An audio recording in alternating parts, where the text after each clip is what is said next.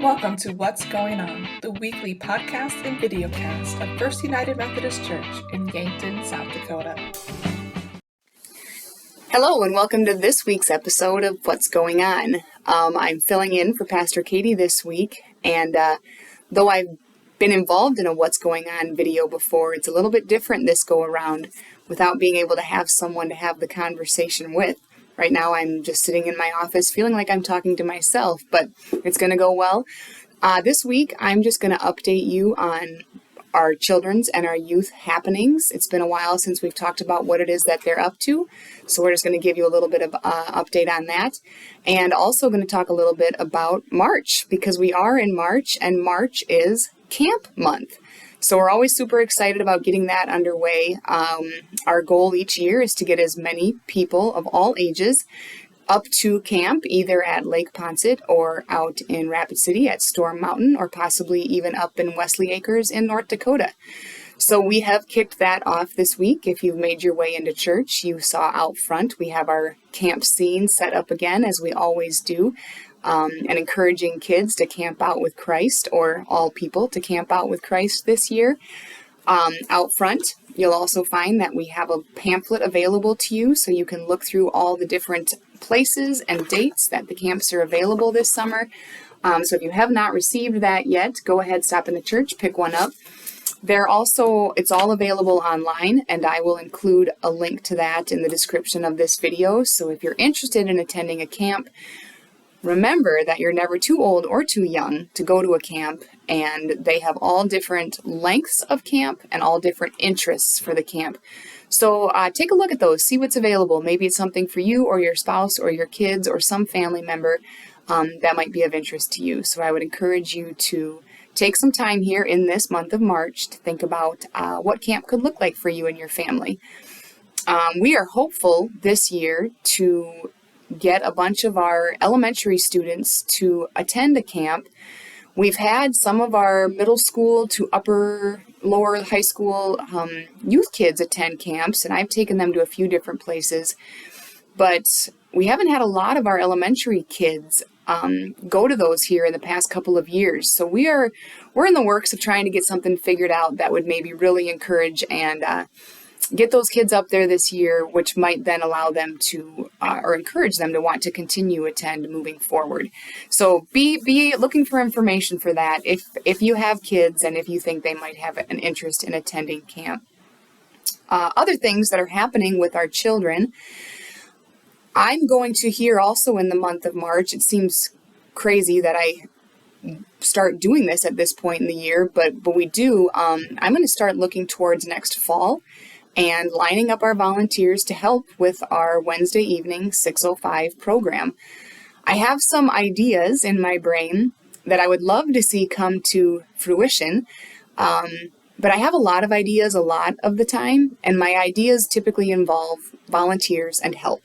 And so to what extent my ideas can come to always depends on how many people I can get to help. So in the course of March, you will be hearing and seeing from me, asking you to seriously consider becoming involved in our kids' lives here at church. And really, when I think about it, it's not all that overwhelming of a task, and it is incredibly rewarding if you choose to do so. Next year, I'm going to be looking at probably 4 different classrooms running from 5:30 to 6 o'clock. And I think that is the big thing that I want you to keep in mind, is that if you commit to helping with our 6:05 program, it's a half hour. It's from 5:30 to 6 o'clock. Probably walk into the room a little bit before 5:30. I will have the lesson prepared for you, laid out on the table with all the things that you need for the lesson, any materials, any stories, any whatever it might be, ready to go for you. You walk in, you go through the lesson as I have it written out, and at 6 o'clock, more often than not, our kids are heading upstairs to music time. So it's 30 minutes. My other thought is that probably great if you and 2 of your acquaintances here in church, your friends, a spouse, kids, whatever it might be, and when I say kids, I'm probably talking youth-aged kids, a group of 3 would be incredibly advantageous, as we always want to have 2 adults in every room, but if we had a group of 3, you would have that flexibility to be gone every so often and know that you had someone else there to take your place.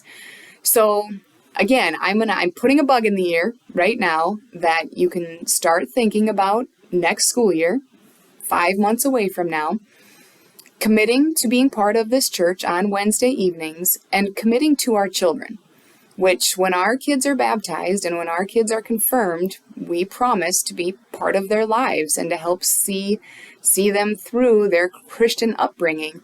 And I think that that's important that we do that for them. We have a lot of really amazing kids that come every Wednesday.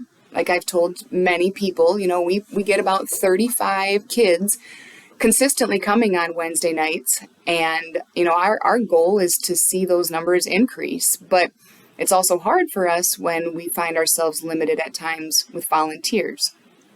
If you have any questions on what it might entail, what it might look like, a couple of things, you can always come and talk to me. 2, come on a Wednesday night. Come when it's not your job to be in charge. Go to a classroom, look at what happens, and ask yourself, can I do this? Can I do this 3 Wednesday nights a month? Because maybe that 4th Wednesday, you and your group of 3 could work out to have some time off there if needed. Or maybe there's 3 of you in the classroom, which is even better. That's an even greater situation for us and the kids that are here. We still have several more weeks to go here before the end of the school year. So one Wednesday evening, we invite you to join us, eat supper about 5 o'clock, go into a classroom at about 5:30, watch what the lesson looks like, see what it entails, and ask yourself, is this something that I could do? Is this some way that I could give to the church and to the kids of our church? Or ask me. Come in any day, sit down with me and say, okay, I've thought about this a little bit, but I want to know exactly what this looks like. Stop in and talk to me. I would be more than happy to have that conversation, brainstorm ideas of other people that you might be able to work with.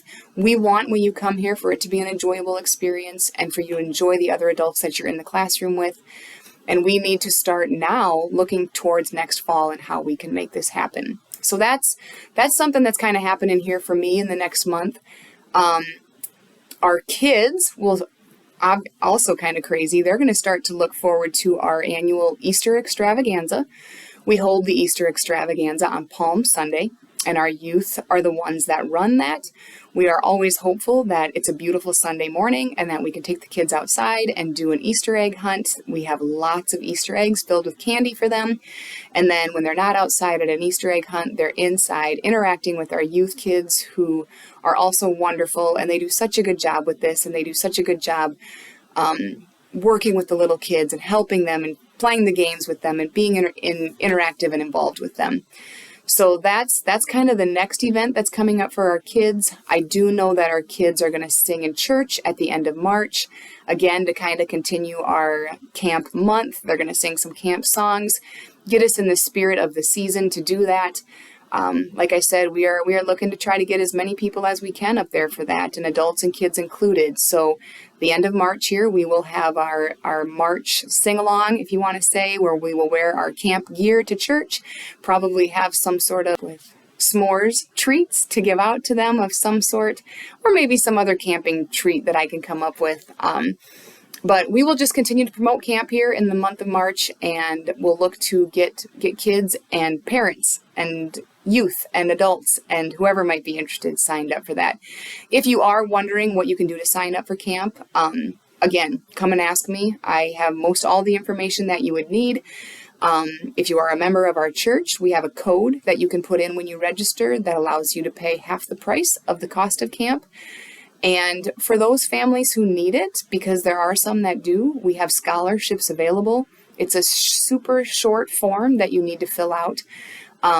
That basically, if a camper fills it out, they're going to be given some money to go to camp. I don't know that it will be the full coverage of the other half of camp, but it would cover a large chunk of their cost of camp. Early bird registration is through April 30th. So if you register before April 30th, you get a discounted amount from camp itself. Anything after April 30th is the regular cost. and the church will pay half the cost of the early bird cost. So please, if you, like I said, if you know of anybody that's interested in camp or wants to go to camp, or you are interested, stop in, talk to me. We can fill you in on all the information that you need, help you get registered if you need help with that, and make sure that that 50% is covered for you when you do so. Other things that our youth are doing besides helping to head up the Easter extravaganza, just this winter, we had intended to go up to the regional winter connection in Madison, but that day we were in a winter storm warning, like it seems we've been in several times here since the start of the year. So we stayed in Yankton, and it happened to be a Friday. The kids didn't have school. So all of the youth were invited to go sledding and ice skating that day. We had lunch here at church that was provided by Dan Slowey. So a huge thank you to Dan for providing lunch that day. And we had about 17 to 20 come and go between ice skating and sledding. Youth-aged kids participate that day. And it's one of those days that reminds me of why I enjoy my job so much. We truly do have incredible youth kids. And it kind of brought me back to my youth, sledding down the hill behind the high school. It was fast, it was long, I was scared, went off the ramp at the end, but they make me feel young again. So if ever you have an interest in helping with our youth, we are always looking for volunteers to help with that too. We meet every Wednesday night from after the church service till about 8:30. We have really great discussions about a variety of different things, scripture and things that the kids are dealing with at school or maybe in activities or those types of things. And we always play some kind of a game that they have a lot of fun with, but it's a pretty laid back environment. We want you there so that they know that you are someone in the church who wants to see them through on their Christian journey. I know that there are so many people in this church that have a lot to offer from their experiences in a variety of different ways, and just their experience as a Christian and where they have come in their faith journey. And I think providing that and offering that to our kids is awesome. So if you have an interest in helping out with our youth group, we would love to have you there as well. And I promise you, you will leave there feeling so much better than you came in at. And every Wednesday night when I leave, I'm always kind of amped up. I'm like, it takes me a while to settle back down because they just provide such energy and just true, they are true to who they are, and they bring that every night, and they're just faith-filled kids, and they're wonderful to one another. They're wonderful to be around. So I would highly encourage you to join us. Our youth are also participating. I know Katie has mentioned a soul scan that they did at the beginning of the year.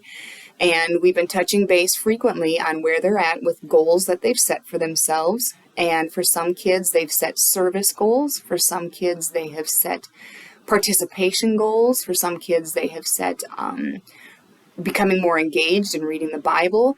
And so they're small groups within our youth group. We check in weekly with those, kind of just to say, how's that going? Where are you at with things? And that's going really well. I don't know that it's exactly what we thought it would be, but the conversations and the things that are happening inside of our youth group because of that soul scan are really good, really positive for them. They've engaged a little bit with the Right Now media, and they're watching some series inside of that and some short devotional videos, and they've found things that really relate to their lives. And then they'll come back and they'll say, well, I started watching this series. Maybe you should give that a try. And then other kids are like, oh, I could do that.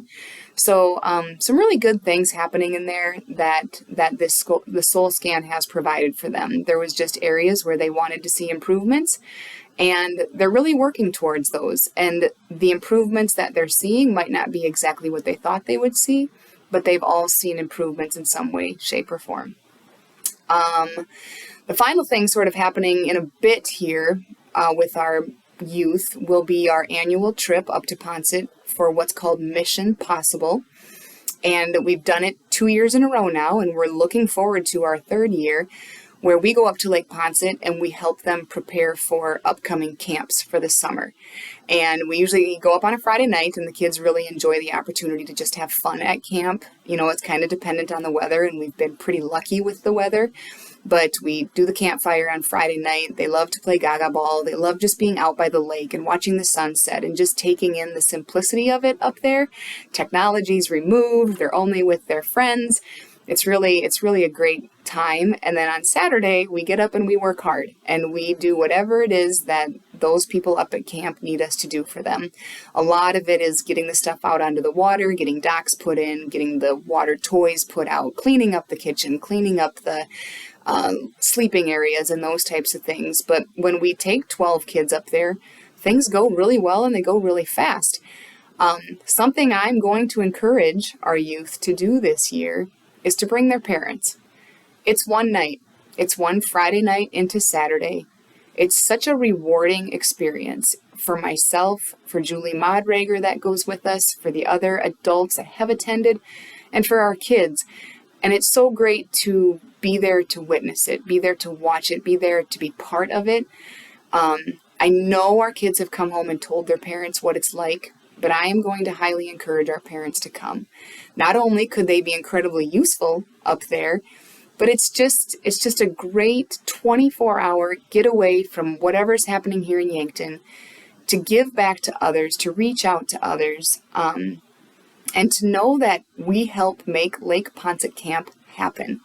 Because I know once the groups start coming and going in and out of there, there's not a lot of deep cleaning and those types of things that can happen. And we've helped that happen right away at the beginning of the year. So it is kind of that time of year for children and youth where things are happening and we're doing stuff. And we're always so excited on Wednesday nights to have the energy in the building. People start coming in about 5 o'clock, whether they're playing bells or eating supper or whatever it is they're doing. And it's all of 8:30 by the time our kids are out of here. And it's during that time where I feel really good about what's happening in our church. I know we're touching a lot of young lives, and we all know that that's really important. We all know that bringing these kids up in a strong, faith-filled place is incredibly important to their faith journey. And the only thing that I would ask to ever change would just be more involvement from everyone. Because I want our kids, when they walk into our church, to see a whole bunch of faces that they recognize and a whole bunch of people that they know are here to support them during this time. When we're talking with our youth, middle school and high school is hard. It's really hard ages, and they need God in their life more than anything else during those times. And they need the people who are as faithful as they are or more, leading them and guiding them and being models for them of what it looks like when you get older, and providing us with their experiences and their knowledge. So I would ask you at this point, on the beginning of March in 2023, to really think to yourself, what is it that I could offer our children or our youth? What can I do for them? I know that it sometimes can seem like a overwhelming space to come into, but it's really not. We try to keep the groups small, and the more volunteers we have, the smaller those groups can be. And once you get to know the kids and form those relationships with them, it's really a warm, inviting environment. And sometimes we're doing fun, crazy games that maybe get a little wild. But if you'd show up for a half hour on Wednesday, you would become part of their world and part of their life. And I think that's really important. If you wanted to show up for an hour of youth group time, that would be really beneficial to them and to you. And you would both gain a lot from it. So lots happening. I know I'm not Katie. I probably didn't get as in-depth into some of the things that she normally would, but this was just sort of an update on where we are with our children and our youth, some of the most important people we have in our church. I ask you to be part of it. I ask you to strongly consider giving a half hour or an hour of yourself every Wednesday or most Wednesdays next year during the school year. We're excited for Camp Month. We're excited for our kids to go experience that, because we know once they do, they will want to continue going up there. If you want to really put yourself out there and say, I think I'd like to take some kids to camp. What can I do? What can I offer? Or it sounds like we might have some kids that need some financial help getting to camp. This is what I can do. Consider that. That would be really awesome, because like I said, we do cover part of it, but For some families, it's hard to come up with that other part. But we are excited. We are hopeful that March is coming in like a lamb and will go out like a lamb. I'm not sure if that's actually going to happen. We've missed like 3 Wednesdays already since the new year, and that's so strange, like to have them all hit Wednesdays. But we miss that time with our kids when it does. So we are ready to be done with snow. But we look forward to the good weather. We look forward to being able to take the kids outside. There's things that we get to do outside with them that they just really enjoy. And until this snow goes away, that's not going to happen. So pray for good weather. Pray for our children. Pray for our youth. Prayerfully consider being involved with them, because there really is nothing more rewarding than being involved with the kids of our church. Thank you so much for tuning in today. I appreciate it. I am hopeful, and you probably are too, that Pastor Katie is back for next week's What's Going On. But until then, enjoy. Have a good week. Thank you for joining us for this episode of What's Going On, a podcast of First United Methodist Church in Yankton, South Dakota. We'd love to have you join us for worship on Wednesday nights at 6:15 or Sunday mornings at 10 a.m. You can also worship with us online at firstumcyankton.org or find us on YouTube.